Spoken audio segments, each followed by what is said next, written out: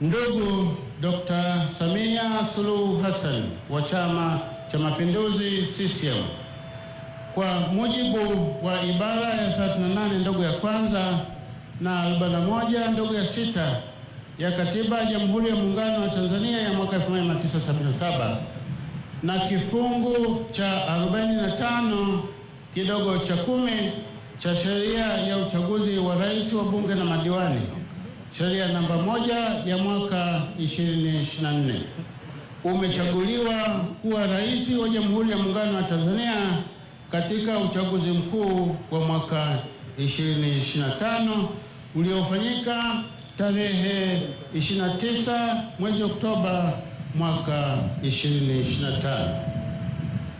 Naomba sasa nikukabidhi hati ya kuchaguliwa kuwa rais wa Jamhuri ya Muungano wa Tanzania.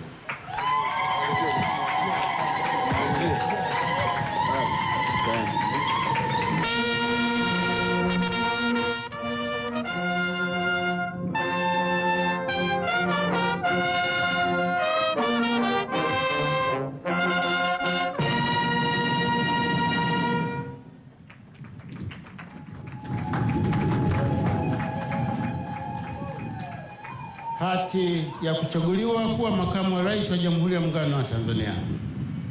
Ndugu Dr. Emmanuel John Nchimbi wa Chama cha Mapinduzi CCM, kwa mujibu wa ibara ya 47 ndogo ya 2 ya Katiba ya Jamhuri ya Muungano wa Tanzania ya mwaka 1977 na kifungu cha 47 cha sheria ya uchaguzi wa rais, wa bunge na madiwani, sheria namba 1 ya mwaka 2024, umechaguliwa kuwa makamu wa rais wa Jamhuri ya Muungano wa Tanzania katika uchaguzi mkuu wa mwaka 2025 uliofanyika tarehe 29 mwezi Oktoba mwaka 2025.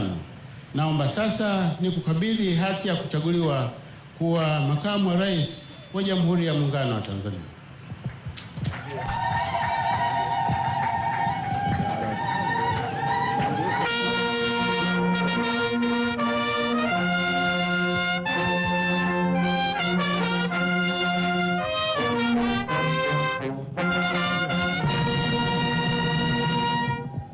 Asante sana Brass Band. Na sasa viongozi mkiwa mmesimama hapo, inafuata zoezi la picha ya pamoja.